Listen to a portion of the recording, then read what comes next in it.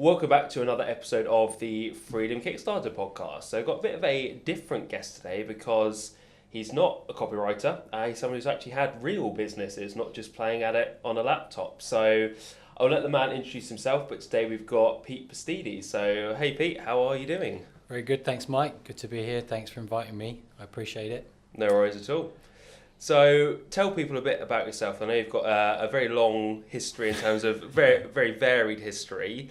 Give us the lowdown. Yeah, at 30,000 feet, I started my career at IBM when I was 19. After left school at 16 and had no idea what I was going to do, and drifted for about 3 years in and out of various different things. And then we had a technology boom. IBM developed the IBM personal computer and the mid-range AS400, and I thought that's where I need to be. So I literally talk about sort of entrepreneurial spirit. I mean, I was a mod back then, so I had a suit and like suede boots and wore a tie, and I rocked up in my kind of going out gear at IBM in North Harbour in Portsmouth at 19, and said, look, I really would like to sell computers. I think technology's going to be amazing, and I'd like to get involved. And the first question the receptionist said is, have you got a degree? And I said, no, I've been kind of doing all sorts of things the last 3 years, trying to find out, where to go in life. And she very kindly took me up to HR. She was an incredible mum to somebody, because she took me under her wing, took me up to HR. And after a series of interviews, they loved the energy, they loved the enthusiasm, and they put me in an IBM dealer. They said, we can't hire you directly because you have to have a degree, you've got to go on a graduate program, but we like your energy. So they gave me a 4-year apprenticeship in a local IBM dealer called Quest in Eastleigh, not far from here.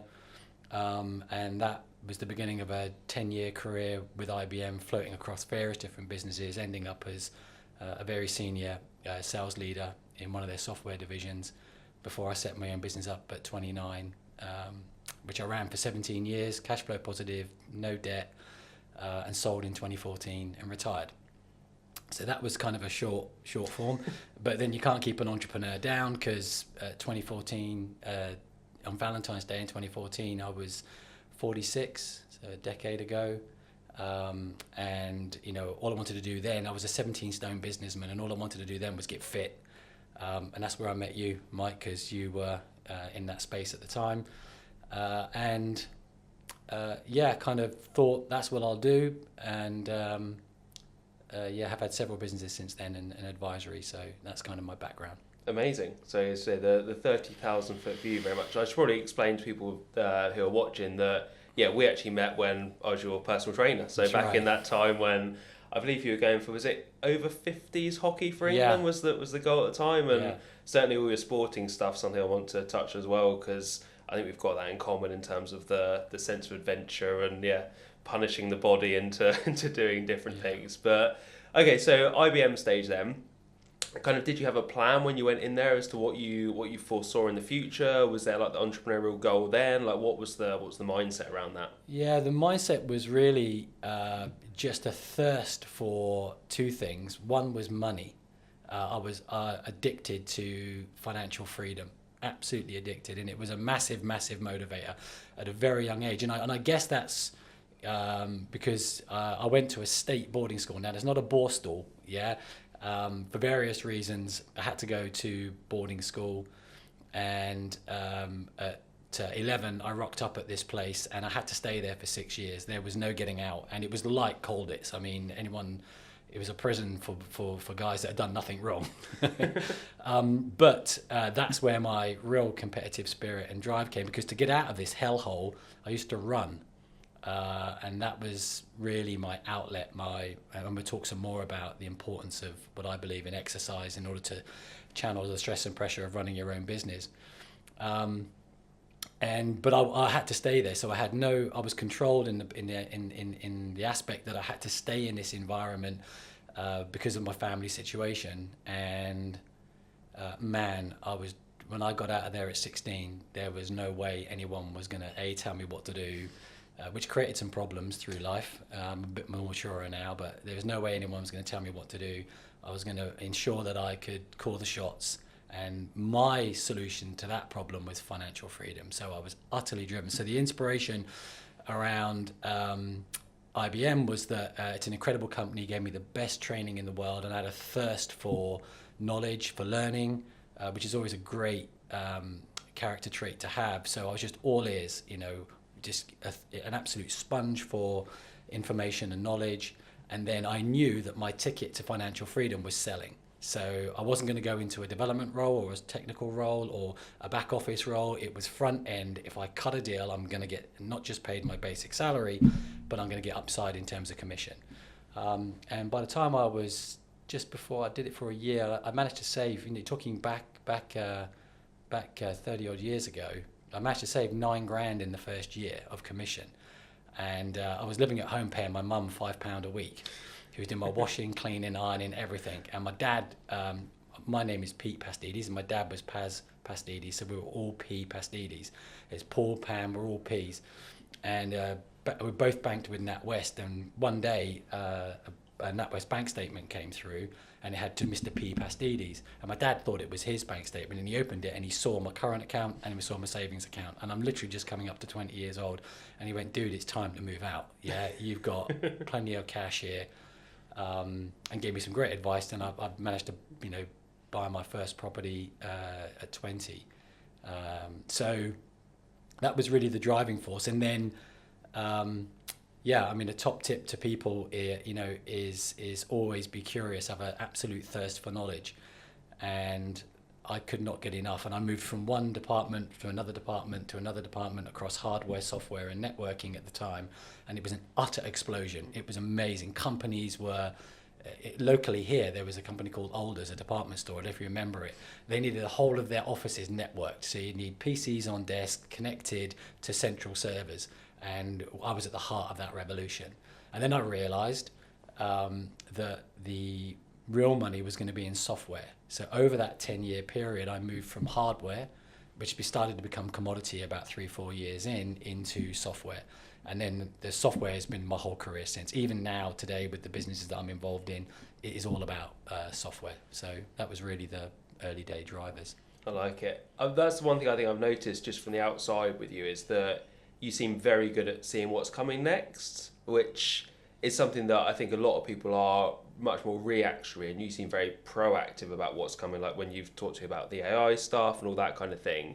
Do you think that's something you've taught yourself to do? Is it a natural tendency just to be able to see what's coming down the pipe, or is it just that curiosity, do you think? I mean, I'm definitely not an Elon Musk, so or a Bill Gates. I mean, these guys, are super brains, but I am very tactile. I'm a kinesthetic learner. So if you tell me how to swim, I'll have no idea. But if you show me how to swim, and if I see technology in action, even if its earliest form is embryonic form, I tend to be able to, and it's a skill to be able to identify an application for it. So you have call it a horizontal technology in AI. AI can do anything, but owning a niche, looking at a niche and saying, can I dominate that niche?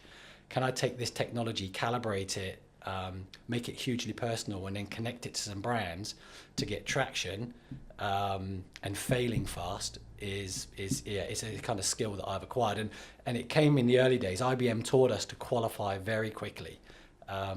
They always labored on the fact that you cost a huge amount of money as a salesperson on the road with your car, your expense account, your telephone bill, IT, etc., hotels.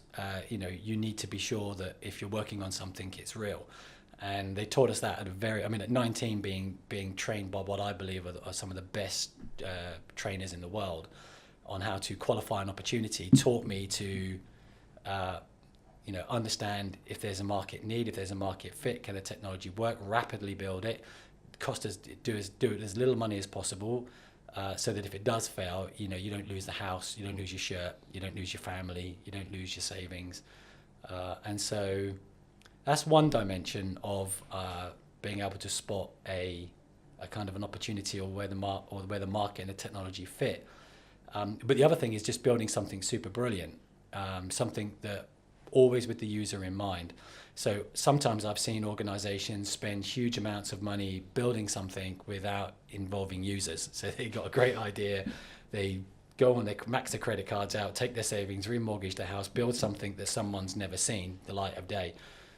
You know, I work with people where we can knock ideas up in hours, share it, get engagement, and people saying, yeah, I love that, build that, I'll buy it, and off we go. And that's kind of one of the top tips that I've got for anyone, particularly in technology. You could be in any industry, just learn to fail fast, and get your ideas and concepts out as quickly and as articulately as you possibly can.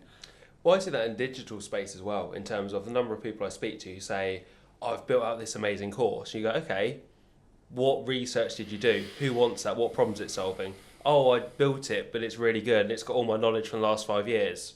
Okay, but who's it for? What problems it's solving? Oh, we'll figure that out later. I think that's backwards. That's not the way you do it. You find out what the market wants, then you find something that fits that need and solves a problem. Not it's, oh, I'll build it and they'll come. Well, it doesn't tend to work like that particularly. I mean, you highlight something that I was going to come on to, Mike, which is absolutely fundamental, and that is how big is the problem. So if you think about, you're going to build something, or you're going to create something, or you're going to go into business, and you're identifying the problem. There's a company that I've recently been introduced to that the problem they're trying to solve is obesity and athletic longevity. It's a massive problem, really huge. Obesity is a crisis, you know, all over the world. And one of their mission is to take me at 56 with my fitness that I've got today and be as fit as I am today at 86. That is a lovely, beautiful, big, juicy problem. And they've raised 13 million quid. Yeah. Think of a company, so that is a massive problem. So if you're going to do something, make sure that the problem is big. And a really good stress test is create a pitch deck of what you want to do, whatever it is. Create a pitch deck and send it to some investors and see if they invest, right? If they don't, and by the way, some great companies have never got backing. There's loads and loads of examples of great businesses that couldn't get funding in the early days. But it's a really good exercise for two reasons. One is it crystallizes your thinking about what the problem I'm trying to solve, what's the solution, what's the proposition, what are the financial, what are the unit economics, how am I going to market it, what's the team I need. So doing a pitch deck is a beautiful exercise. It's very cathartic, and if you use a product like pitch.com, it's insane. It's a beautiful template online, does all the clarity for you, keep it clean, and then send that to 100 investors. And if you get one come back and backs you, great, you got a business.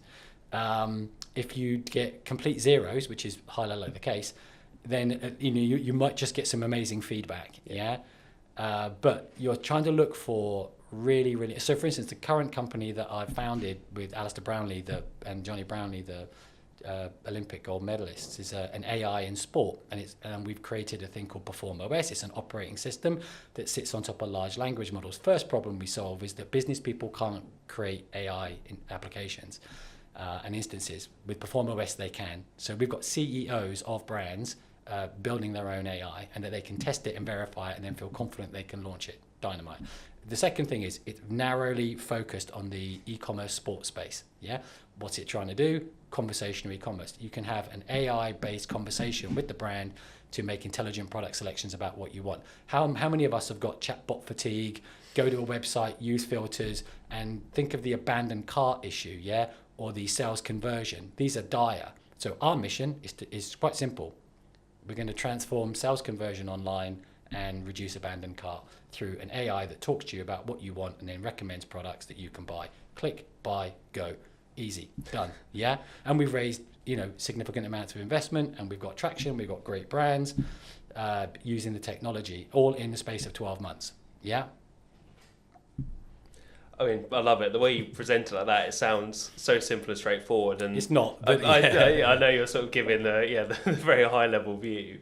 I think that's something that I've sort of wanted to touch on. We'll probably come back to this as well, but the idea of, you mentioned kind of putting stuff out to investors. I can already hear people going, oh, I'm not big enough to do that, and I just want to stay in my safe corner on the internet and do my social media post and do my email outreach and stuff like that.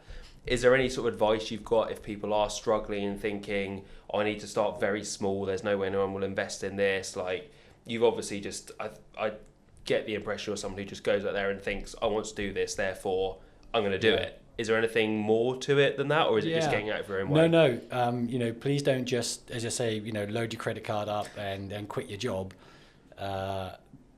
Definitely do something on the side. Start slowly, incrementally, but really narrow in on the problem. Spend as much time as you possibly can before breaking free or setting loose on the problem that you're trying to solve, because that's what investors are looking for. They're looking for big juicy problems.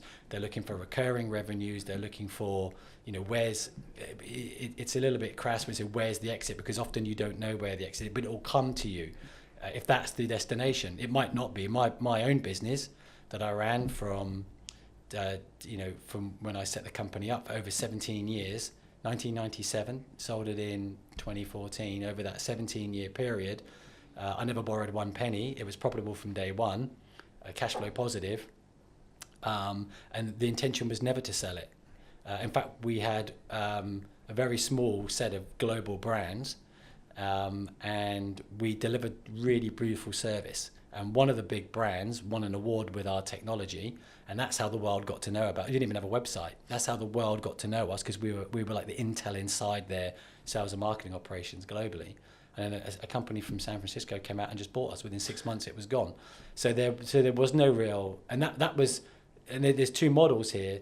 Is you don't go into running a business, and let's touch on how hard it is, by the way, to run a business in a minute. But don't go into a business thinking that you're going to get rich quick. Yeah, it is a real lot of hard work. Yeah, with ups and downs. It's like a roller coaster.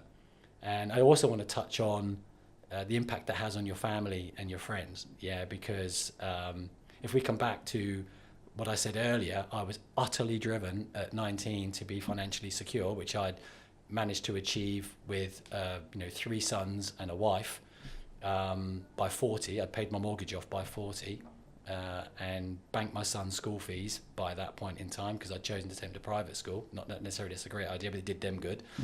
But it comes with a cost. Yeah, that if you're that driven and that determined, there's not many of us in the world that set a company up and sell it multiple times. Very few. Yeah, and all this bullshit on the internet about start up, sell up, do this, flash that, sell your business. Yeah, honestly, if you put 1,000 business people in a room, there's only a few of us that can put our hand up to say that we've sold our company. Yeah, and so my point is to the viewers, to the listeners, is if you start a business, remember there's a high degree chance it will fail. Who's going to be there when it does? Your family. Yeah, so don't bury them along the way. Yeah. Make them a part of the journey. Yeah, they're gonna be in the stress tent with you. They're gonna be in the well when you don't have any cash, when you don't know how the bills are going to be paid, when you don't know how to pay yourself, and they're going to be there in those moments. And they're going to be in the moments when you're on the Turkish Isle or whatever on holiday, having a fantastic time, celebrating the fact that you've just had the most record year. Yeah, and the real message is that bring them with you. Because at the end of the day, if the shit hits the fan, it's the family that will be there to pick you up, not the investors, not the people that were working with you, but your family. And so there's a big message. It's super hard running a business successfully and keeping a family together. Yeah, I remember when I came to you, probably it was about 2019, I think. So I'd sort of not trained or not seen you for a few years and just reached out to you out of the blue. I think because you're on another podcast. I think you're on our friend Tim's podcast. Yeah. And I reached out to you because I wanted some advice, because I was at a stage in my career where things were going well. And I said to you, I'm not sure what to do. Like, on one hand, I could go and build a bigger company. And I don't think you tried to talk me out of it, but the advice you gave actually taught me out of it, which was essentially it's very hard when you're responsible for other people's mortgages, and what you're paying them is them responsible for feeding their kids and that kind of thing. And I thought, I don't think I want that kind of stress. Actually, I'm more happy where I am and keeping things a bit smaller, really. I think you set up in the bottom of the garden, didn't you? And that was the plan. Yeah, I end up moving house. But right. Yeah, it was going to be set up and sort of do a very mini agency. Yeah. But as it was, I just thought the sort of the stress that you said it obviously it comes with its benefits as well. But what you talked about, I thought, actually, I don't know if I'm prepared for that. Really. I don't know if I want the end outcome enough to go through potentially the hardship that is involved in that. And I'll hold my hands up and say, my business is a lifestyle business. It's never something I'll sell. It's just me and a laptop. But I was very grateful for that advice, because it stopped me going down a path I think was probably going to be the wrong one for me, really. Yeah, I mean, it's a big responsibility, particularly if you take investment. You have the pressure of other people's money. Particularly if you have a team, you've got to pay their salaries. I can't tell you how many times over the years, you know, I've had like £1,000 in the bank account and I've got 19 grand coming out at the end of the month. Yeah. It's not all roses. You know, for the first few years, it was cash flow positive. It never borrowed any money. I lent it money, which is another thing, a whole another level again. When you start putting your own money into something, you really are backing yourself. We'll come on to that in a minute. But it took around, for me, 36 months in order to... So I have a spreadsheet. It's a really beautiful spreadsheet. I'm happy to send you a copy of the structure so you can share it with people on a link. But this spreadsheet is called the cliff, yeah? And effectively at the top of the spreadsheet, you have all your costs. Then in the middle of the spreadsheet, you have all your revenue coming in. And then the bottom of the spreadsheet's in 2/3 is your cash in the bank and your cash flow. Yeah, that's all you need in life to run a business. You don't need any P&Ls, balance sheets, nothing. That all comes later. What you need to know is, what are my costs? Yeah. What's my income and how much cash have I got and how long will that cash last? Yeah. And I managed to get so when I started, the cash runway was like a month, then it was 2 months, 3 months, then it would go down to a month. Yeah. When we sold it, I had 3 years of cash. Yeah. So we could all continue to pay ourselves, and I could literally put my feet up and go and sit in the Cayman Islands if I wanted and do nothing more, and the business would be okay for 3 years. Yeah. And that's really what you want to be doing. You want to be managing. It's all about cash. Yeah. Cash is king, as they say, but you really want to be managing your runway. And the longer the runway, the less stress. Yeah. You can make better decisions. You can make better deals. You can innovate, and life becomes great. But there are not many companies that get to a runway of 36 months. Yeah. But that's always your mission. Yeah. Because it helps you sleep at night. It makes you, it makes you, able to make better decisions. Well, that's one thing I'm massive on as well. Even for people like me who essentially work for themselves and it's just them, I've found that, having 3-4 years of expenses saved up, like, I don't worry if I lose a client. I don't want to lose clients, but it just means you're operating from a place much more of abundance and of scarcity.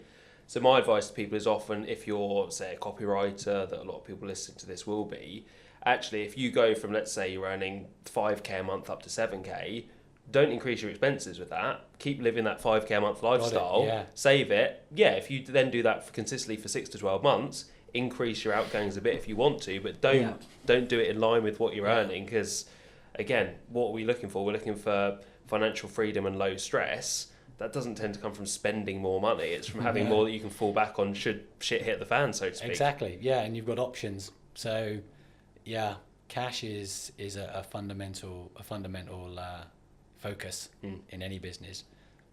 So going back to the IBM and then transitioning into your own thing then, what was that journey like? Again, I know it's 17 years, so I'm not expecting a blow-by-blow breakdown, but what were the highs and lows over that period? The first thing is that I was, so you'll get to a point, so I did a decade of what I call corporate life, and I literally was the guy that got the phone call on a Friday night that says, Pete, could you be in Joburg on Monday morning? We've got a deal with South African Telecom going down.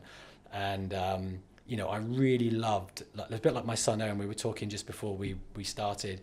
I've got 3 sons, all at different stages of life, all incredible guys. But my middle one, Owen, is in Dubai, in the most cutthroat market on earth, thriving in real estate and absolutely loving it. And that was kind of the stage I was at when I started. But there comes a point where he'll get tired of that and he'll want to do, and he'll pivot into something else. But right now he's 22, absolutely crushing it. When I hit 29, couple of things happened. So I started at 19. At 29, one is I met my wife, and she got pregnant very quickly. And it was a ballsy move, but it was either stay in corporate life and just play it safe.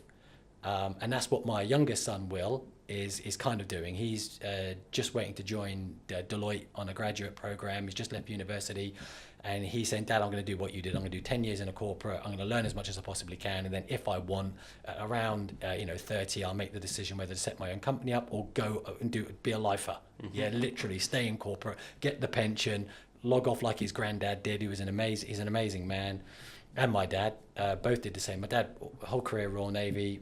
My father-in-law at the time, in corporate pharmaceutical, did the whole full yards to pension. Yeah, I couldn't do that. I was tired of being told, be here, be there, do that. I also wanted a Lotus Elan, and I wasn't going to get a Lotus Elan, super cool car at the time. Oh, they were never IBM's like Mondeo, right? There's no way. There's no BM. Maybe if you're really cool, you get a BMW. I thought, and I was still young, 29, a little bit materialistic. We'll talk about Maslow's theory. I have no interest in material objects right now. I'd be quite happy living in a bin. Oh, I've got no issues whatsoever. It means nothing. Well, I think once you've achieved a certain level of success and you've got all the material wealth in the world, everything, and you see people like your dad die very quickly, after 8 weeks of lung cancer. You think to yourself, this bullshit, means nothing. Watches, cars, houses, shit. What matters is peace, calm, tranquility, kindness, love, respect. Anyway, back to 29. So I thought to myself, I'm a bit like boarding school. I'm ready to do this on my way now. I've learned enough. They've taught me amazing things. And in fact, my first major client was one of my clients. There was no issue with compete. And I signed a 12-month contract and started consulting for them. And I never looked back. Wild horses could not even in my darkest times, I could not go back on. At that point, I was technically unemployable. There's no way I could go back on a PAYE for a corporate, and so I was in the hard end of startup consulting. And let's talk a little bit about that, because what was life like for the first 10 years, say, of my boys' lives, and my wife Sarah at the time? Brutal.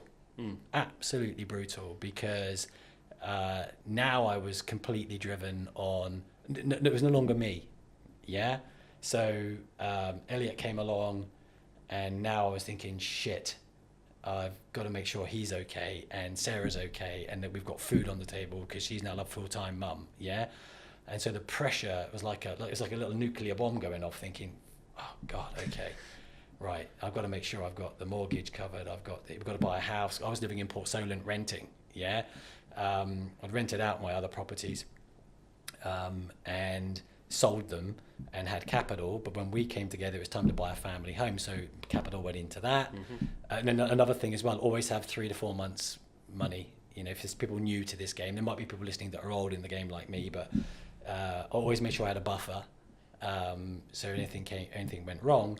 But then, bought a family home. But let's just talk about, if I'd have stayed at IBM for the next, I'd have been bored shitless, but we'd have been safe as a family. But I wasn't going to get to financial security at 40, which was my mission. And in fact, something my dad told me, which I misinterpreted, and he was telling me as he was seriously ill and logging off. He said to me, I want you to come off the road at 40. I don't want you, because he could see me tearing around the world, cutting deals. I remember going to South Africa for a day just to cut a deal so I could get back home to the family. I remember going to Boston for 24 hours to do a deal with Gillette. Literally, I said, guys, line it up. I'll fly in, do the pitch, do the contract. And as soon as there was a flight, night flight, I'd be back on the flight, just so I could be back home with the family. That comes with a cost. But he said to me, I want you to come off the road at 40. I want you to not be doing this at 40. And I interpret that as financially secure at 40. So I set a target of 40 and absolutely caned it. On holidays with the family, I'd be on the laptop. I'd be on the phone. Don't do that, dudes. Remember what I said about bringing the family with you. And we were go on holiday. I can remember being on the beach in Cornwall and booking conference calls where I had to walk up the cliff to get a signal, and I could see the kids playing on the beach, and there's me on a conference call looking at them playing. I mean, what is all that about? Or driving down to another holiday destination, and the phone goes, and Sarah looking at me saying, don't take that call. That's a business call. And the phone call, and I, no, be okay. But I'm just, when I get there, I'll log off, I promise. Yeah, she goes, oh, okay. Click it, and it's a customer saying, Pete, I've got a deadline. It's 7 days. How much to fix this problem? And I put it on pause, and I say, I think I could charge him 50K for this problem. She's looked at me, we're meant to be going on holiday. And I'm saying, it's 50K. What should we do? She looked at just the sadness in her face, because she knew I was going to do it. And she said, oh, okay. And I took the phone, yeah. And he gave it Medi. Yeah, Medi, I'll do it. Send me the purchase order. So what happened is 7 o'clock in the morning, yeah, I'm up working on the kitchen table in the holiday home, working, and then I stop at 10, the kids are down the beach, I meet them, play for a couple of hours, come back, do it, but I've netted 50K. I wouldn't do it again. If I had my time all over again, it would have been the phone's off. This is what's most important. It has to be a balance between my dreams and my goals, but they were mine. I tore these people down the motorway and they were hanging on. Yeah, I wouldn't do that again. Do you find it difficult though? Because I find for me, I really enjoy my work, 90% of it. So if you said to me, you've got a weekend on your own, what do you want to do? I'd be like, I'm going to go to a coffee shop and write emails, or I'm going to develop a new product and stuff. I think when you get that buzz from it, you kind of forget that your enjoyment, other people aren't enjoying that. They just want you to be there. Yeah. And so I find that when I go on holiday on my own, I will do almost normal work day. But when I go on holiday with a girlfriend, I have to be very conscious of, okay, I might need to do the odd bit here and there, but I really need to switch off. But it's quite difficult because I get that buzz and that drive and the adrenaline rush and all that kind of thing. Did you find that you were still enjoying doing it, or was it more like I have to do this because... Yeah, in the first... 17-year journey that, and then there's been another 10 years since then. Yeah, so that's a whole other story. I absolutely love what I do now because I have a perfect balance. Yeah, so I really do have a perfect life. I train 20 hours a week.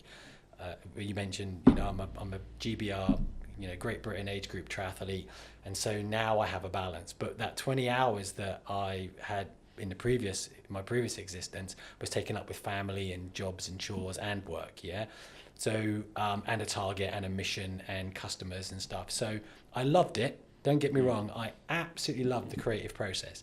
I love creating software. I love bringing that software to market. I love seeing customers use it and getting people's feedback and the benefits that it derives. I absolutely get a kick out of it, yeah. And so I've arrived at a place where I'm privileged that I've got, a new life, yeah? My ex-wife Sarah's remarried, super happy. My boys are all established and growing in the world and strong. I've got a beautiful new partner. I've got a new home. I've got a dog, yeah? And my time is now divided between my passion, which is competing in triathlon, and business. And I am 7 days a week on that, but not 12 hours a day. Yeah. I am, I train, 2-3 hours a day. And I work, flexibly, I work when I want to work and I do the work that I love. Yeah. It's a huge privilege. Yeah. It's not always been that way. There's been many a time I've had to do shit I don't want to do. Yeah. And that's stressful and painful. I think people forget that because they sometimes see whether it is someone like yourself planning work around everything else, or whether it's me sitting in a coffee shop with a laptop, again, working more or less when I want to, and they think, oh, I'm going to have that in 3 months, 6 months, and they don't think about everything else that goes into it, and whether it's in copy, like the hundreds of pictures you have to send out and the low paid work you have to do and all that kind of stuff, or in business, the stuff you do outside of the 9 to 5. And yeah, I think it can, especially with social media, it gets very glamorized, sort of the end outcome, when people just forget there's actually work involved as well to get to that point. Yeah, no, it's a craft. I'm a naturally creative, high energy person. So, I love the thrill of evolving software, creating software, connecting software to people, to brands, more importantly brands. But I see these Instagram ads. I see these people sitting on boats, or they've rented a Lambo. What the fuck's all that about? Yeah. It's like, dude, you know, yeah, sit at home, earn 10K a month, you know, while you're this, that, and the other. And, you know, yeah, the only people that are making money are those people. Yeah. I mean, the people that they're tagging along, it's not, but it's not in my experience anyway. You know, building real businesses that have enduring value, and that's another whole, you know, rabbit hole we can dive down about. If you're going to get involved in business or you're going to do anything, then you've got to look at what the value that you're delivering to the end customer is, and being obsessed by the user experience. And it's not I mean, your experience, right? You've worked with Brownlee Fitness, a brand we're both involved in. You've charged us not one penny. You just love, you know, you've done that because you can. Yeah, it's in the position where I'm fortunate enough that not everything has to be money up front. No. It's stuff I enjoy doing, like I said. And something will come of it. Yeah, you know, it's I think when you're in the position where you can take more speculative opportunities, that's what I like. 'Cause it's like, that might not work out, but I'll take a punt on it because I like it. I'd probably, do it for free. It doesn't bother me. It's nice work to do. So, well, it's refreshing because it's people chase the money. Don't always chase the money. Yeah. I know. I did say cash flow is important. It's super important, but customers will suss out whether you're there just for the bucks, and you're just a transaction. Don't treat anyone like a transaction. No, I think I think social media's got a lot to answer for, but it's this whole idea of, or if you're selling a program and you're charging £200 for it, you could probably get away with charging £2,000. And I just think, but is there £2,000 worth of value in there? If there is, fantastic, crack on and do it. But if actually you're just repackaging something at 10 times the cost, eventually you're going to get found out about that. And you've only got one chance to keep your reputation a lot of the time. And that to me is more important in business than making a quick few extra bucks on a fake program or false promises, really.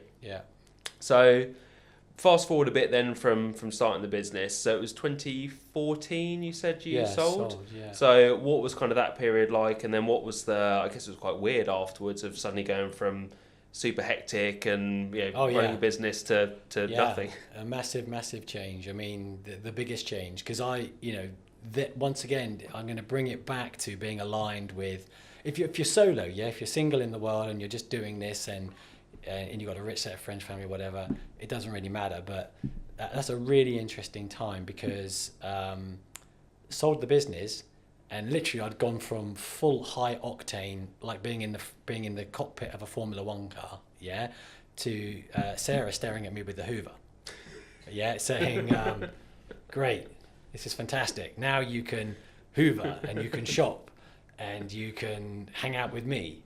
But by that time, we didn't even know each other because I was like some possessed, human that had just like caned it for 17 years. So her immediate response was go back to work. Whereas I wanted to, set up a CrossFit box, or I wasn't doing triathlon then. I was into kind of, now not being an overweight businessman, but being, a super healthy human. So what was life like back there? So then I did, the only thing I bought myself, I could have bought myself anything, but I bought myself a rower, an indoor rower. I thought, right, I'm going to row. And then found some I was really blessed to, having worked for 11 years as a consultant. One of our biggest customers was British Telecom. And I was locked out of working with any other. And Branson had bought Virgin Media. He'd bought NTL and branded it Virgin Media. And I thought, I wouldn't mind hanging out with him for a while. And I learned a huge amount on working for nearly 2 years for Virgin as a consultant, a non-exec marketing consultant to their team. And we worked on Pitch to Rich and some great projects. But I went back into it. I didn't really take any time off. And that I went back consulting. And I think, I think I did 300 grand of consulting in my first year, and what was all that about? I should have been chilling out, but because things weren't aligned, I was off now, kind of getting that adrenaline, and now thinking, well, I'm going to be a really cool non-executive advisor, and go out and do a load of advisory work, which is pretty soulless because, once again, there was no real thought behind it. I just managed to work with Hitachi or Virgin or Lloyd's Development Capital. But I learned a huge amount about next generation Japanese technology, about how to make money thinking, which what Branson taught us, or how to invest capital and create value creation with Lloyd's. So I learned a huge amount in that period. But the itch for another business where I really felt like I wasn't part of anything. I wasn't part of a family now, and I really wasn't part of a business, and so I was really a man out on his own, which was really tough. Yeah. I think it's that lack of purpose, or someone referred to it the other day as getting to the end of a hero's journey, as in often we think we're after an outcome, but actually what we like is the process to that outcome. Yeah. And I've had it after every big sporting event, every big launch I've done. You do have some euphoria, but that goes very quickly, and it is that what's next. I think it's not having purpose and maybe feeling like now you don't have a role perhaps, and you're not entirely sure who you are as a person. And I think that's quite spiritual in a way, but that's what a lot of us are missing. I think when we accomplish something, we're happy to have accomplished it, but a week, 2 weeks later down the line, you're just like, I don't know what to do now. It was a chapter in my life. It was a beautiful, interesting, varied, stressful, you mix up every single emotion. It happened in those 17 years. And it was an incredible, very satisfying to have created something that somebody wanted to buy. And now they've taken that technology global. It's still in the world today, and companies are using it. But I've tried many times to hang up the mouse and log off, and have not really been able to achieve it. And even now, if I went full-time, full-time doing triathlon, I'm 56 years old. My body will only let me do 3 hours a day of training, 7 days a week, even with an easy day on a Monday, which I do, which is just a swim 3K. And that's my easy day on a Monday. But then what am I going to do? Yeah. Then I've got another Hoover problem, and I don't want a Hoover problem, and I don't want to go to National Trust properties. I really don't, and I don't particularly I've travelled so much. I love being at home. I love my home. I love my dog. I love my routine, and so that's where I've arrived, which is a wonderful place. But I still have a super active mind, so it was really conflicted that if I was an advisor, I'm not a part of it. Throw that problem to Pete. Let him think about it. Come up with solutions, some ideas. Throw it back. We may or may not implement. And you see your idea of drift down the river. Some of it might be picked up or not. It's really not about. That's a great idea, and I can't help myself. I want to pick up the idea. Why don't you give an idea to me? I'll drive the idea forward. For God's sake, can you imagine? So, but I do have a goal, and so just to answer the question, that period of selling the business, achieving a major goal, get ready for that, because I pined for that company to come back. Be careful what you wish for. Pete, my business partner, Dave, our CTO, the developers up in Suffolk, man, I loved every second of it with them. There were highs and lows, but we were grooving. We were like a super team. And not only did I sell my company, which was an amazing thing and everything else, but I lost my pal, Pete, because he stayed with the company. I was unemployable, remember? Yeah. So they offered me to stay, lost juicy contract. I can't stay working for someone. I remember the CEO, I won't name, is a great guy, Clive, absolutely brilliant CEO, a fantastic operator. He says to me, and we'd done the deal, and 2 days later he'd called me up to London. Don't do calling up to London, but okay, went to London, and he sat down and said, Pete, we're going to build a money mountain. And I looked at him and went, no, we're not, Clive. I'm not owning the money mountain. I've owned the money mountain for 17 years. I'm not doing. What do you mean? You're the best at it. You're the best at building the money mountain. I don't want to build the money mountain. Don't put me at the bottom of the mountain, Clive. I don't want to climb that mountain anymore. I've climbed that mountain. I want to go and play hockey. I want to do CrossFit. I want to get fit. I want to try and repair my family. And that was it. I was out I did 6 months. That was the deal. I did a transition. And then I was out on my own. It's literally in an ocean on my own. There was no team around me. Dave was busy with the new company, our CTO. Pete was busy with his new role in the acquired company. They could work for someone. And Pete's still there, earning 6 figures, doing a great. 10 years on, can you imagine that? And different animal to me. But yeah, so that was that period. all the way up to kind of where I am now. So did the sporting stuff come in kind of to fill a void then? I know you were doing hockey before you sold, but was it? Yeah, I did hockey because my boys did hockey. Yeah. And there's another funny story about just be careful, don't be crazy, because all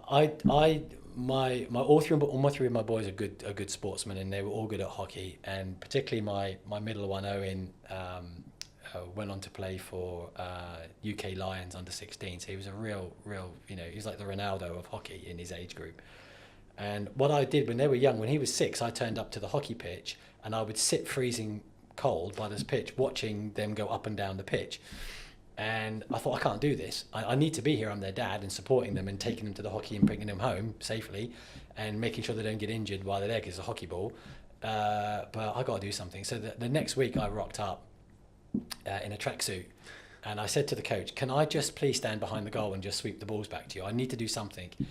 And he was a wonderful guy called Dave Henderson, brilliant guy, was the CTO of the Daily Mail Group, an absolutely amazing human, and now global media, still in touch with him, beautiful guy. He said to me, yeah, no worries, Pete, but for God's sake, health and safety, stay stay behind the net, right? So the balls would come past the goal. When it was all clear, I'd go, and I'm feeling this thing, I think I'm quite good at this. And I would dribble the ball and hit the ball back and slap the ball back and run with it. And a couple of the dads said, so when did you stop playing hockey? I said, I've never played. So I got absolutely obsessed with getting into the England over 50s hockey team, and it became my life. We even built a hockey pitch at home. I was going to say, I remember turning up one day and it was like, last week there wasn't an AstroTurf pitch in. I went, absolutely, this is what it's all in. Yeah. And we played, me and the boys played hockey every day, floodlights, all hours, God knows, playing hockey at home. And I became absolutely driven to play. And then I was on my journey to England Masters hockey, and then the boys grew up and they stopped playing hockey. And then I was in that situation again where it takes a lot of time. It's like being a golf widow. So you train twice a week and then you'd play on a weekend, and so that didn't go down well. So I thought to myself, right, I'd better find something else to do. So I loved it, had a great time, and then pivoted over to a sport that was kind of more that I could do from home, not part of a team. So that was when CrossFit came into it, right? Yeah, CrossFit. I then qualified. I then took up. By the way, anyone that's ever played hockey, if you know anyone that plays hockey, or they're the fittest humans on earth. They run bent over. Yeah. So I had a really good cardiovascular system. So I joined a CrossFit box, and it meant I could just be there for like 1 to 2 hours and get back home. And I could do it anywhere because there's 13,000 CrossFit boxes in the world.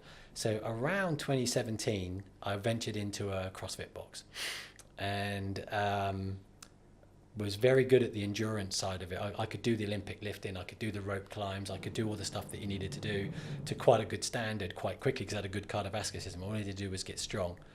So I got super strong, and then I qualified for the World Fitness Games in 2019. So it took me from 2017 to 2019. You can get a character trait here, yeah? I lock onto something and I'm not going to let go until I've done it, yeah?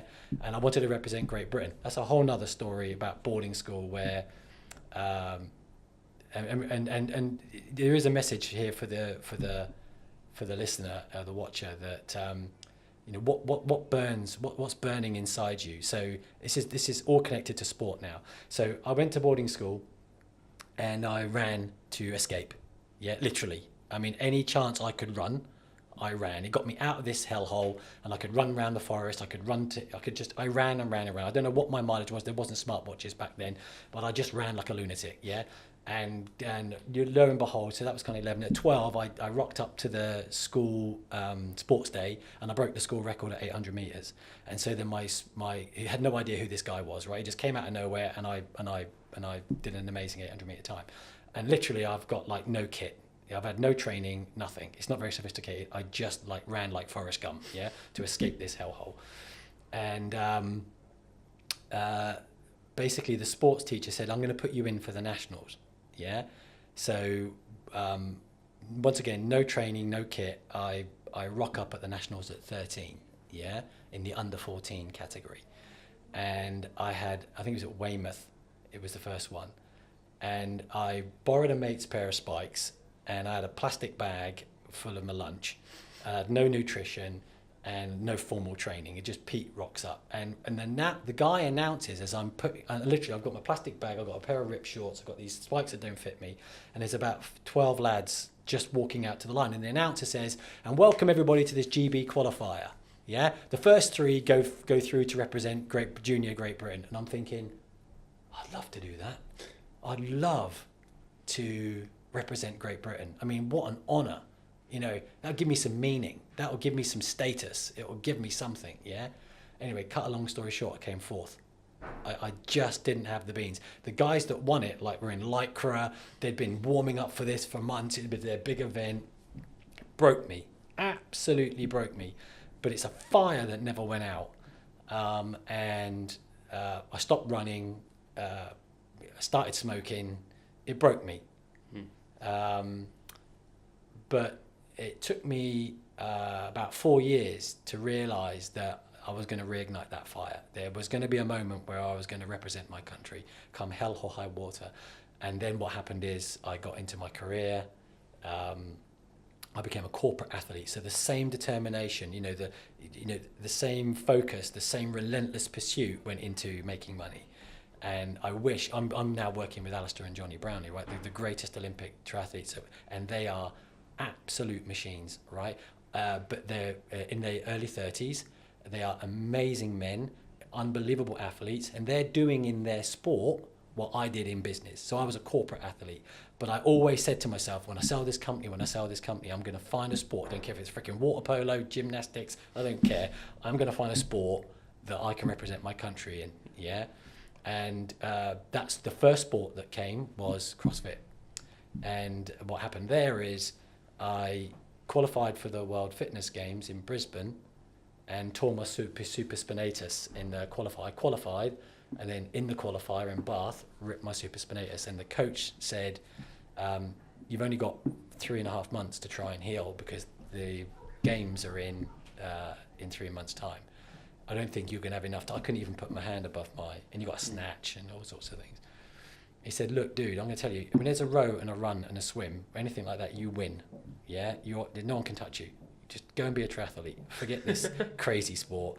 Go and be a triathlete. So in 2018,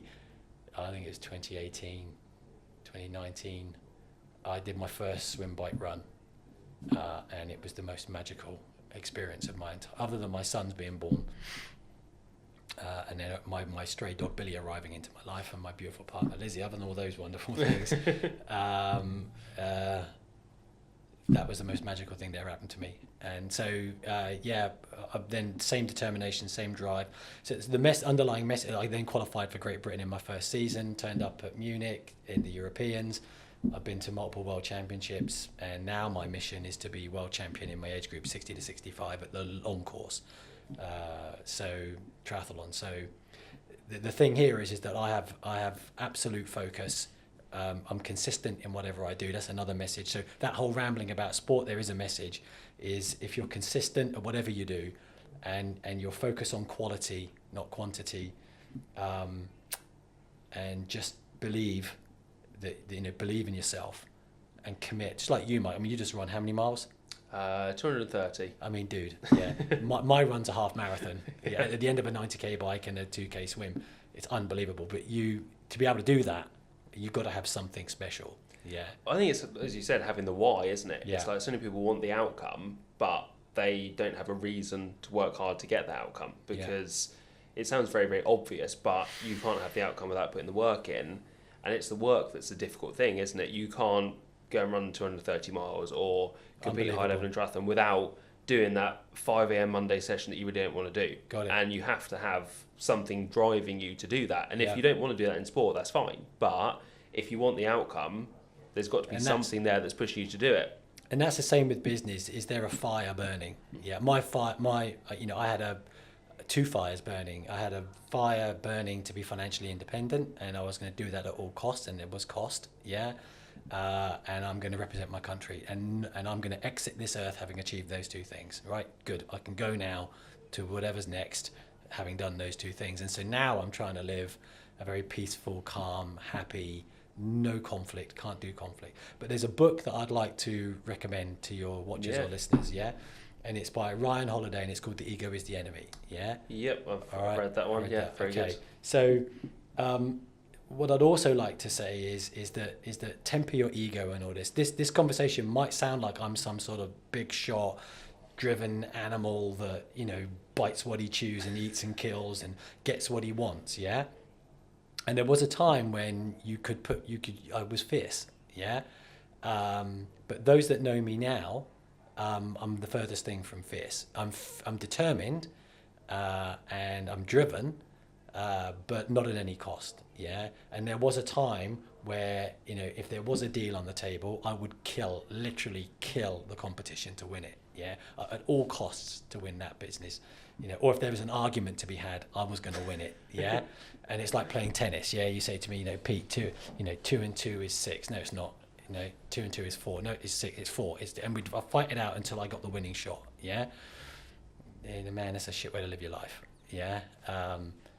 so read that book, because it will, if you've got a fire burning and you're super driven and you're ambitious, all those things come with a price. But if you read The Ego is the Enemy, I read it on holiday in Italy, and when I read it twice in the holiday. I read it once and thought, oh my God, I'm an egotistical nutter. I'm trying to control my environment. I'm trying to control these outcomes. I'm super dominant. But that's not the way I was brought up. That's not where my mum and dad were. And, you know, it's not the way my brothers and sisters are. I'm not from that culture. What the hell am I? What have I become? Become this possessed lunatic, that's just destroying, you know, things around him.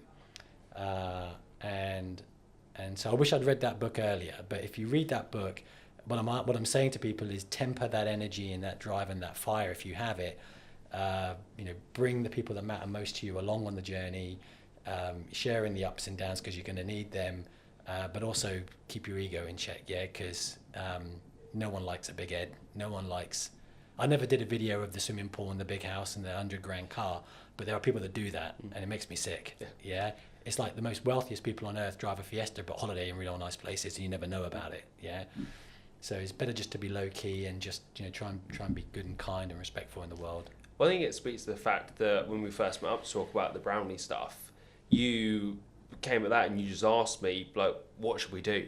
And there's like no ego there for the fact that you've had loads of success in business. It was like, I don't really know what we're doing with email. What should we do? And I thought, probably most people who've, you know, sold for what you sold for and worked for who you worked for would want to think they know what they're doing, and they might eventually get help, but they certainly would want to stick their own 2 cents in it. But you just said, we're basically an open book and said, tell me what we need to do with it. And that's another metaphor for life, is just being, you know, open, vulnerable, because you get the best out of other humans and yourself, you know, when you, and it's a constant learning curve. I mean, I'm 56. I am learning every single day about life, about business. I mean, I'm working with some incredible people. Simon Whitfield, people won't look him up. Go to YouTube and type in Simon Whitfield Sydney 2000. And he was the inaugural triathlon was in Sydney in 2000. It was the very first time triathlon was made Olympic sport, and he won gold. And watch how he won gold. What a man. You can't help be humbled. And no ego. I mean, he not only did he win gold in Sydney, but he then came back and won silver in Beijing. And he almost won gold, but he had a little bit of a hiccup in prep that he didn't time the sprint right. He would have won gold again. And the only person to win double Olympic back-to-back gold was Brownlee, who is, you know, my business partner in Perform OS. He's the only person to have done it. And Simon almost did it. So you imagine, I'm surrounded by these great guys. It's hard not to have your ego kept in check. And by the way, these guys at the highest level have no ego. They are the most humble, beautiful humans to be around, that are supportive, kind. In a race, they'll rip your neck off. Because that's the moment where they express the intensity. But for the rest of the time, anyway, we're talking a lot about that because I just think, don't get caught up on the big dollars and the fancy cars and all that. It's nice to get to your destination with everything intact. Well, I found that I went to a seminar in Chicago back in, I think it was 2015, and I was by far the poorest person in the room. Like, other people there doing millions, multi-millions every year, and I went along thinking, these guys are going to be up themselves and they're going to be, you know, very closed books and whatever. Couldn't have been different. They were so friendly, so willing to share stuff, and they very much had that mindset of, I'm here to learn, because there are other people in the room that, oh, even you know, me from the UK, who's there in sort of my hoodie and my jeans and trainers, and they're all probably in really expensive suits. Like, oh yeah, what, you know, oh, email marketing, that's interesting. Tell us a bit about what you're doing. They were genuinely wanted to know, and they're happy to share their knowledge. I think that's the thing, is that, yeah, there are outliers, but a common trait among people who are very successful is actually, whether they've always done it or whether they get to that stage, they're willing to admit what they don't know, if that makes sense, and to open themselves up, I think, and yeah, look for outside input as well. So, to bring it up kind of to current day then, you doing the triathlon stuff, I'm guessing that was obviously the catalyst to getting involved with Brownlee Fitness stuff. Yeah, I needed a coach. Once again, I needed a coach, but I turned it into a business. So I joined Brownlee Fitness, head coach Bucko, a great guy, Al, John, and Andy and Nick, the squad there. And they gave me the very best start. So as I said, in that first year of doing triathlon, from never having done a swim, bike, run, I managed to qualify for Great Britain. And then the following year turned up, because you qualify in the previous year, turned up at Munich.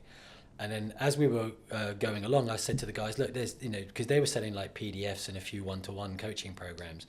And I said, look, there's a potential here to implement, because I'm a technologist, to implement technology to create a virtual squad and take this around the world, because you've got this amazing training approach. And they said, yeah. And so then I joined as a director, became a shareholder, got some investment, and we, you know, and you got involved, Mike, and then we scaled Brownlee Fitness. So that's a business that is working very hard right now to become, you know, super profitable, but delivering a huge amount of good in the world. And then once again, GPT launched. Okay, so it launched, and I'm playing with GPT, and I'm thinking, well, why can't we put Al and John's knowledge into a GPT and call it? I couldn't call it both names, so you know, I think I upset Johnny a little bit, but it made sense to call it Ask Al. Yeah. So it was a really simple brand, but they're both, you know, amazing athletes. Yeah, equally. So we built a GPT called Ask Al, which was a narrow language model environment where endurance athletes from around the world could ask them questions, and they would get answers only referenced to their knowledge. So if you asked Ask Al what's on the cinema tonight at Southampton, it said I don't know. But if you ask it how to run faster using their knowledge, it will tell you. Amazing. Well, we launched that at the beginning of the year and then had no idea. So this is once again another concept that you never know where the road's going to take you. Don't be fixed. Don't think, oh, we set up a petrol company, we're going to be a petroleum company for the next. Nokia started off as a forestry company, yeah, and ended up in telecoms, yeah, and now it's doing something else. So nothing's super fixed. So launched Ask Al just to serve the endurance community. It's 4.5 million people in the world do endurance sport. We wanted to be able to help them with really good, concise, clear, expert, authentic knowledge. Then these brands popped out. Sports brands popped out saying, well, can we have some of that? We'd like to be able to do that. And so we spun out another business called PerformOS.ai. So if you go to PerformOS.ai, you'll see the brand. And this is all about, and it's all about selling, serving, and scaling. It's about how you put a intelligent AI into an e-commerce environment so you can have these intelligent product conversations. But it started out as a virtual coach. It's now going into global brands all over the world, helping people navigate their online e-commerce properties so that they can get the products that they want with super quick, unbelievable. And so I'm right at the center of a shitstorm of AI, yeah? And there's a lot of hype, and I can't wait for the hype. It feels like, and I was there, by the way, it feels like we're in the dot-com boom, right? A lot of bollocks, a lot of crap, a lot of noise, a lot of sharks, and I can't wait for for it to settle down so that the real companies emerge, the companies that are enduring, the companies that are delivering real value, but I'm just so, you know, I'm kind of, how do I feel? I feel I need to do something with my time, and this is an amazing thing to be doing with my time. It's an incredible thing to be doing with my time, is to learn about AI and implement it for, you know, for some social good. We're not quite there yet, but and working with incredible people. So that's currently where I'm at. I'm right at the center of leading this high growth AI business.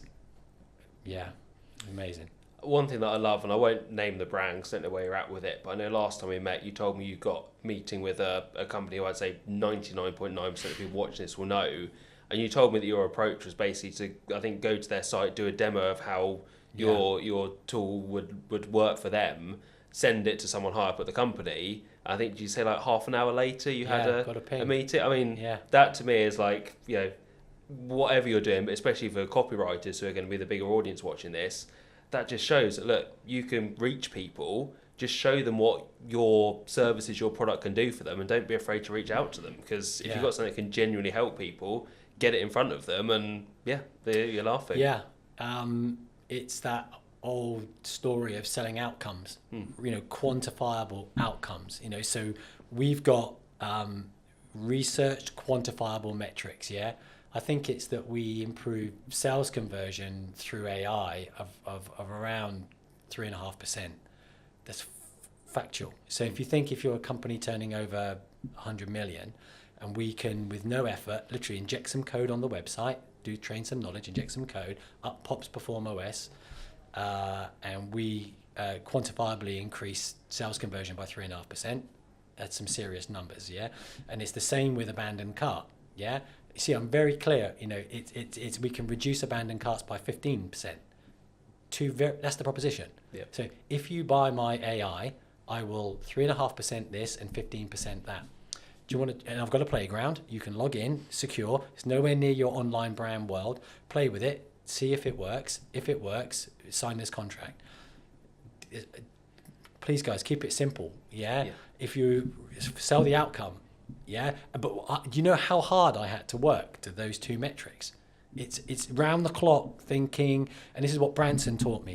You make your money thinking. You don't make your money doing.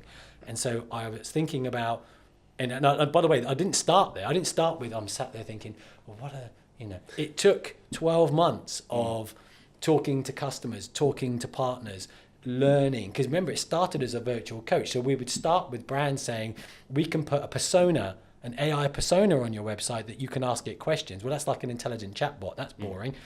But we did that for a while and didn't get much traction, and pivoted to saying, well, what's the real problem that they've got? Back to the thing we started with. What's the real problem? The real problem is that we've got chatbot fatigue. The real problem is we don't get what we want from a website because the filters or the products, and so therefore we abandon our carts, and we don't buy. Those are the big problems. So I've narrowed in on those problems and created a solution that solves those problems, and it pops up with two metrics. My technology, 3.5% this, 15% that, it costs this, you work out the numbers yourself, What's 3.5% more sales? X, great. What's 15% less abandons? That, I cost this. Does it cost in? Yes, Pete, let's sign. That's it. You see how, but that's 30 odd years, Mike, of freaking brain power, but it's not easy. I mean, and now you look at my current life, my partner Lizzie, she's on the roller coaster, right? Poor thing. 1 minute I'm up like a freaking kite, absolutely crushing it. Next minute, oh God, the tech had a bit of a problem with the tech this morning, or my developers decided to go to China for a week. That was real. Aaron, bastard, excuse me. He screwed me 1 week when we were like super high, but he had to go because it was a massive educational thing for him. Because you've got to let the people roll. You can't tell them, can't control them. Back to my point, you've got to roll with the people you're in it with. So that's what I'm doing now. I think it's a great lesson. You said that wasn't what it started off life at. And I see so many people who try one thing once, it doesn't quite work, and they think, I need to try something else radically different. Probably not. You can probably, like you said, there are so many examples in business of amazing businesses that have started out doing one thing, pivot something else. It's like, just because you try something that doesn't work doesn't mean that thing is obsolete. It's like, maybe it's a different market, or maybe you need to just reposition it slightly. Maybe you need to tinker with the actual product, but there's no reason why, if you've got an idea that genuinely solves a problem, provides an outcome, it's probably just targeted in the wrong direction. And with a few small bits, you could actually get it to really take off, I think. Yeah, I think let's talk about what hasn't worked. Yeah, go for it. Okay. Let's so there's the successes. That's all the rosy garden, and Perform OS is on a good trajectory, and it may or may not work. It certainly is working now, but it may not, and what are my ambitions for that business? It's just to have fun till I'm 80. But if someone comes along and wants to buy it, no problem. Yeah. But let's talk about PAS, Performance Assessment Software. So when I sold the business in 2014, I did some advisory, but once again, can't keep a tech entrepreneur down. I built we're talking 2015. I built a mobile assessment app that coaches could video their players and send those videos back with comments to a portal that the athlete could log in, and I would score their performance, and I sold it to England Hockey. I sold it to British Bobsleigh. I sold it to England Rugby. Yeah, this software platform. Great, yeah. Unbelievable. What I didn't realize is I had a young, really talented development director who at the time was pioneering in mobile. 2015. Today what we take for granted was not taken for. He built literally videoing the team, yeah, hit save over the internet, on 3G back then, whatever it was, yeah, or store and save, get back to the home of the Wi-Fi, up it goes to the cloud, yeah, cloud computing, distributed cloud computing back in 2015. The sports companies couldn't get enough of it, yeah? I was going out, USA Hockey, I was going out selling to all these brands, having the time of my life, yeah? Meant to be retired, and didn't realise the pressure I was putting on this young guy. And he cracked, he had a breakdown. Business was over. The techie genius at that moment literally came in crying, can't do this anymore, Pete. Because I kept going out and coming back saying, we've just won England Rugby. We're about to get badminton. By the way, I'm going to do a big data warehouse deal with UK Sport. But I wasn't taking care of my team. Yeah? So if you're out there bounding around like a gazelle, winning business and high-fiving and celebrating, just take care of the people. And I'm even conscious of that now. I've got these amazing developers in my team, yeah, that I work really hard. And one's a Hungarian powerlifter. He can soak shit up, right? He can soak pressure, right? But even he says, Pete, dude, come on, back off, yeah? Because I'm driven, yeah? And I'm one of these competitors in triathlon that they're not competitors to me. They're people I admire, yeah? I admire the fact that the guy from France, Belgium, Germany, Italy, Spain's rocked up by the side of me. And they're more, I really respect them. I don't want to try and rip their head off. I just want to compete fairly with them, yeah?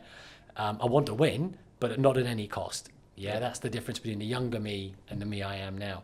But yeah, so I put £100,000 into that, and it went down. I had to liquidate it because I tried to do a JV, couldn't reverse. I tried every which way to come out of that with a good result, but it never happened. Luke couldn't pick it back up. The dev team around him were brilliant, but he was the brains. So don't rely on just one person. Thank God we've got GitHub now, which we can keep our code stored and documented in, and that the codes are more universal so developers can pick them up easier. And now AI. Okay, so right, I am with performos.ai. Second attempt at AI. So when Google launched Bard in, oh God, man, what are we, 2020, 2021, they launched the very first iteration of an AI that is now Gemini, yeah? I thought, oh shit, yeah, we can do a sales AI that can tell you what Ford are thinking, what the executives are thinking, what the strategies are, what their challenges are, the SWOT, surface all that up in a dashboard, give it to salespeople. So we're going to build our own sales AI off the back of Bard, yeah? And I got investment, and I got a team and a dev team. I'm back. When did lockdown happen, Mike? What was the year of lockdown? 20, wasn't it? 2020. Was it 2020? Yeah. Okay, I am in the thrust. 2019, 2020, I'm in the thrust of very early AI. OpenAI wasn't on the market. ChatGPT wasn't here. It was only Google playing in the AI space. And we were taking a very bad version of AI, Bard, and trying to create an AI. And I'd put about 50K of my own money. Investors had put, over multiple six figures into it, and we had traction. We had big corporates buying into this, and then COVID, lockdown. Yeah. No one bought a shit. No one bought anything. Everyone was trying to work out how to work from home. Yeah. No one bought new technology anymore. They stopped, and we had to liquidate that company. Yeah. But I never gave up. Yeah. That's the message. Yeah. I still believe in AI. So I sat back and thank God to some respects that went down the river, because if we'd have built out on that, and OpenAI would have been out of business overnight, because look at what GPT's done. It's a sensation. It's an amazing environment. And now we've built our technology on using only 10% of OpenAI. Our operating system sits on any large language model, but we just use OpenAI 4.0 right now. It's only 10% of the solution. But I had that knowledge, so I had a fast track to AI. When GPT came along, it instantly made sense to me, and I was able to monetize that with Ask Al, and now into Perform OS. Anyway, these people must be exhausted listening to me go on. No, I mean, I think that one especially, it's that you rarely learn anything from successes, do you? You learn so much more from, not, failure maybe is the wrong word, because I think failure implies it's permanent and they're just stumbling blocks rather than the end of the road. But I think anytime that sort of thing happens, actually, yeah, you've got two choices. You either give up or you learn from it. And if you can learn from it, that only ever makes you stronger, you come back better. So, no, I'm completely on board with that. So I come back full circle. Yeah, to my three sons. Yeah, you've got Owen doing it. Will's gonna maybe do it my way. He started at a corporate, and he could stay there for the rest of his life and be safe and have 2 holidays a year.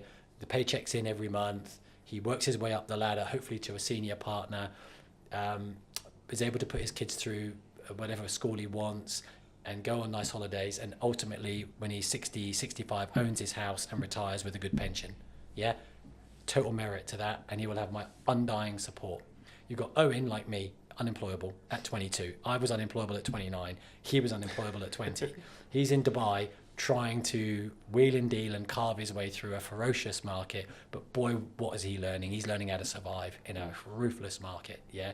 And so he's got that DNA of me. And then you've got my eldest son, Elliot, who is the hippie of the family, who lives in Canada. Owen's in Dubai, Elliot's in Canada, Will's in Cardiff. Elliot's like, he loves Canada, cannabis is free, it's legal, he can work outside in gardens and landscaping and nature and ski, which he loves. He's 27 and he's not ready yet to even contemplate his own business. Yeah. So he's also playing it safe. All three have merit, yeah? So my message to people listening is, you've got various different ways in which you can make money, live a happy, fulfilled life, which is full of struggle, yeah? Don't create extra pressure for yourself if you're not like me. I'm like super driven, hyper determined, laser focused. And even now with my partner Lizzie, with all my Zen Buddhist training from George, my sports psychologist, who's amazing, I still ruffle feathers, in that, because I'm so focused, yeah? We're going on holiday at the end of the month. I've had to make it maximum 10 days. I can't be away from my dog or my routine for longer than 10 days. That causes a problem. Yeah. She's retired. She could go away for 4 months, but I can't. So, understand the beast you are. Love it.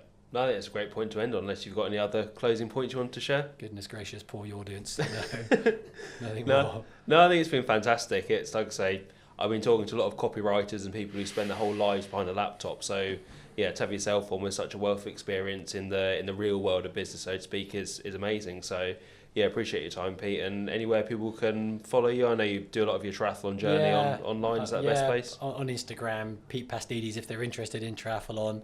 If they're interested in the business, LinkedIn, you can find me there, Pete Pastides, or at performos.ai, which is the new business. Perfect. Excited to see everything. So, yeah, appreciate your time, Pete. Thank you very much. Thanks, Mike. Appreciate it. Thank you everyone for joining us, and I shall catch you in the next episode.